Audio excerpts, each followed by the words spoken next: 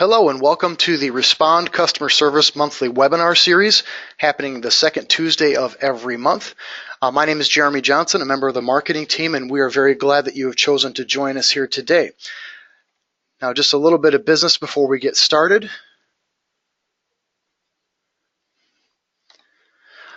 So there's a registration process for this webinar, and you can see some of those things there, but also there's another registration process for our two-day training events that happen periodically throughout the year. We've got one starting tomorrow in Pittsburgh, Texas, or actually it's going to be today as you hear this recording. But the 2018 dates are available and will be published very soon. We'd highly encourage you to check out one of those training opportunities for you and or the rest of your staff.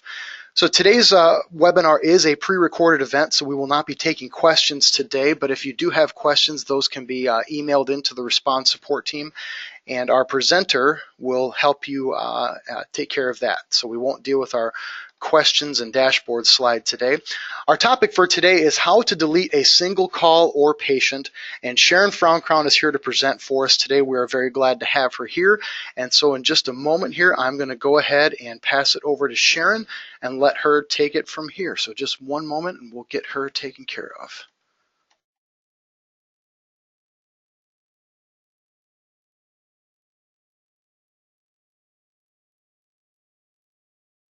Good morning. Thank you, Jeremy. As Jeremy said, today we are going to be talking about deleting a single call or single patient, and we want to show you how to do that, but there's a couple things that I want to tell you in the meantime, and these are very, very important.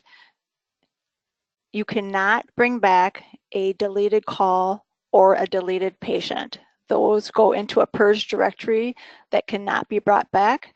So we want to emphasize that you always want to make sure that you are wanting to delete that. Accidents do happen, so we do suggest that you don't give rights to everybody to delete a call or a patient. Another thing to remember is that if a patient record is attached to a call, you cannot delete the patient. And if there are charges or credits on a call, that cannot be deleted. You actually will get prompts for those. So I have a patient up right here. And if I go to data entry and I go to delete the patient, I get a prompt that tells me that I can't do that because it's attached to a call. And the same thing would happen if you have a call up and you go to delete it. It does tell you that you can't do this because the balance has to be 0. So those are a couple things to remember if you do decide that you want to delete a call or a patient. So to delete a call, you are going to bring up the call in question. And we just have a junk database here, so it's okay that I delete it.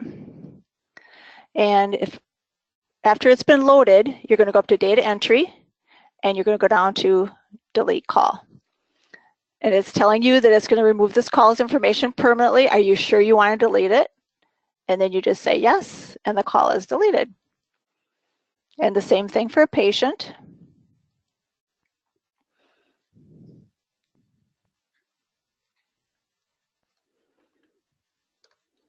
And we have our patient up here. Obviously, this is not a good patient, but just go up to data entry again and go to delete patient. And then it tells you that it will delete all the information. And then you're going to just say yes. So it's pretty simple, again, to delete a call on a patient. But the big thing is if you noticed when you come up here, and if I'll just bring up any call here, your delete button is very, very close to printing single. So it's very, very important, again, to maybe turn off those privileges for just anybody. Maybe you only want to have 1 or 2 people that can actually delete a call or a patient, because it's very easy to accidentally click it, and then you have a problem because you can't bring it back. So that's actually the end of our little display of how to delete a call or a patient. But while I do have you here, I did want to mention another thing. And maybe you don't know about it, or maybe you do, but we have a YouTube site. Tons of information. I think there's actually 48 just for billing on itself. You can do custom reports. And to get to that site, you're going to go to the tritech.com website, and you don't have to log in. You just have to go to customer communities and then go down to respond. And when that comes up, we don't want to see that. Sorry about that. When that comes up here, you're going to go to this little red button for the YouTube. And when you click on that, you're going to see the website for all the things that you can view on here. Now, what you're going to want to do also is you see this little subscribe button here. Mine would say unsubscribe because I'm already subscribed to it, but you would click that subscribe, and then there's a little alert button right next to that. And if you click on that, anytime that there's a new YouTube video that comes out, you would get an alert letting you know that that's out there. So I guess thanks for being with me today.